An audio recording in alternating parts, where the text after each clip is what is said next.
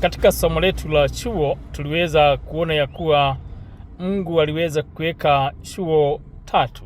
Ya kwanza tukasema ni familia, ya pili tukasema ni serikali, na ya tatu ni kanisa.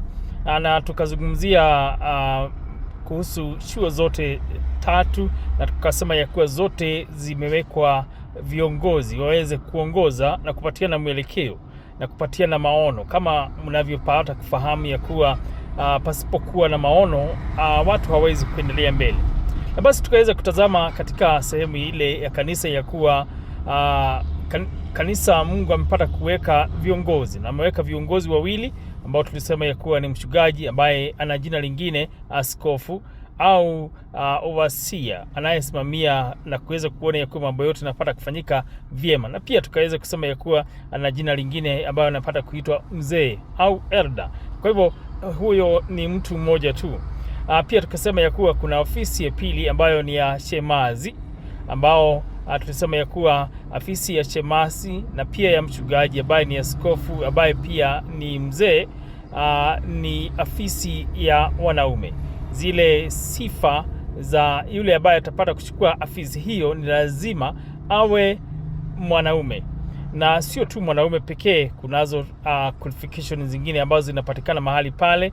Ni lazima awe mme wa mke mmoja, ni lazima awe ana ushuhuda ndani ya kanisa na nje ya kanisa. Kunazo qualifications nyingi ambazo zinahitajika. Hata familia yake ni lazima iwe ni familia nzuri, awe na mke mwema mwenye anapenda watu, mwenye anapenda Mungu, na mambo kama haya ambayo yamepata kuorodheshwa katika qualification za mchungaji na yule askofu. Pia ni vyema tuweze kujua jinsi kanisa linavyopata kuongozwa. Ni vyema tuweze kufahamu ya kuwa kanisa linafaa kuongozwa kwa demokrasia na pia likifuata sheria ambayo ni Biblia. Kama tulivyosema ya kuwa katika nchi kama yetu ambayo ni republic, ina demokrasia na pia ina katiba ambayo inapata kugovern.